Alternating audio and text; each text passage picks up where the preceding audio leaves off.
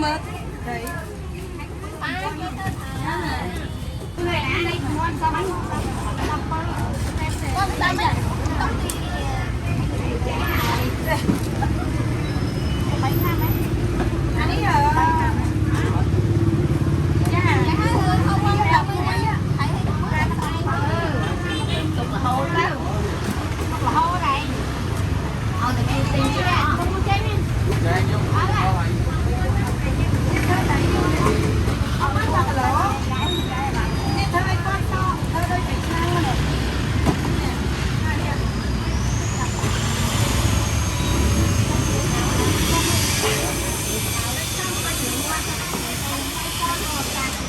Thầy nói vậy nhỉ? Vậy.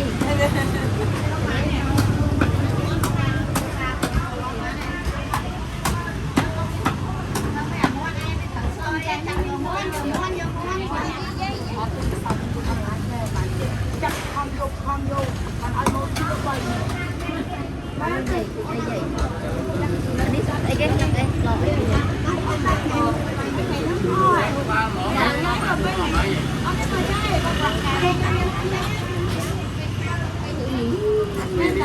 Nó về đòi nó chia đây.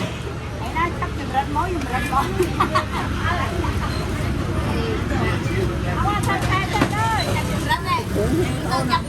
Rồi ăn của mình. Bây giờ đi mình ăn hả? Bây giờ đi mua.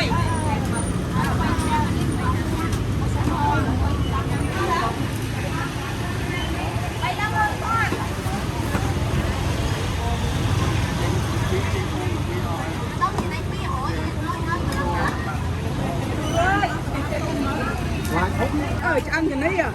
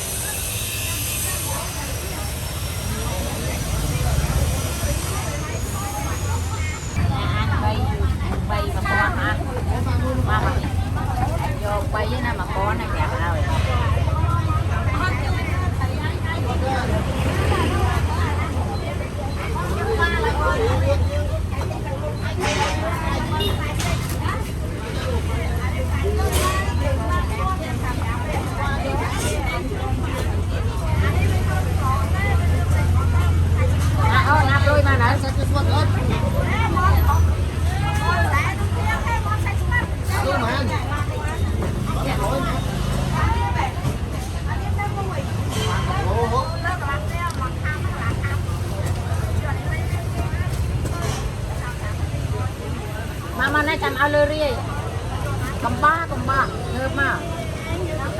vậy là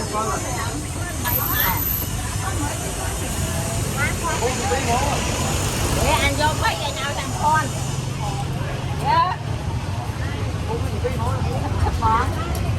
nhưng mà còn mấy đợi mà thay cậu thay không luôn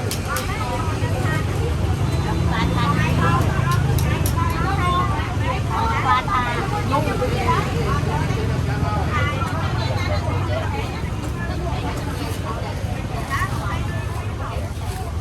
tớ đi mơn bởi này tạo tình thôi anh lên lên nó đắt biết muốn á Hãy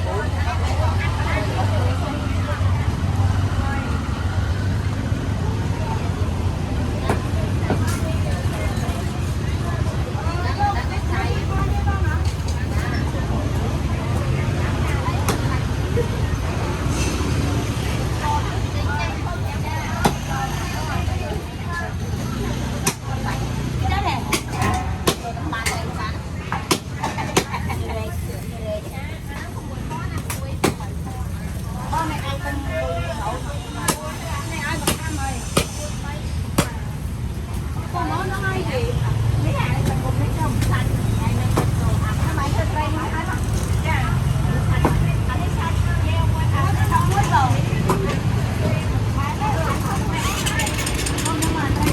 cho kênh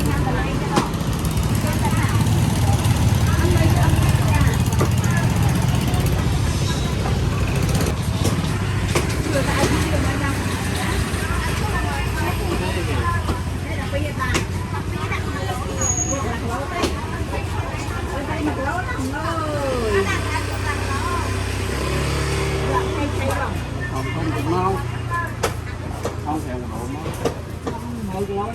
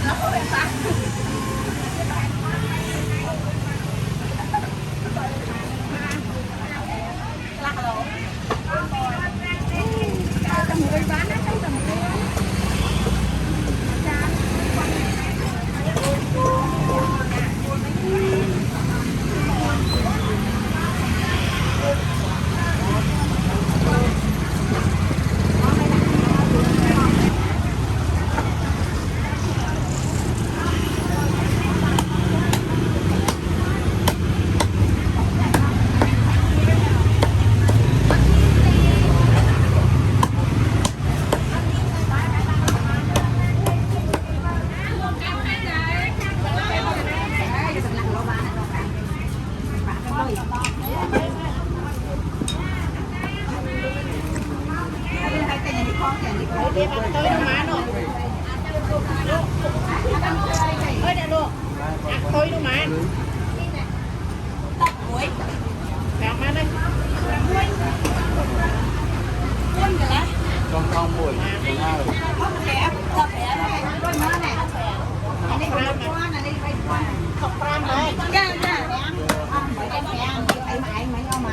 những video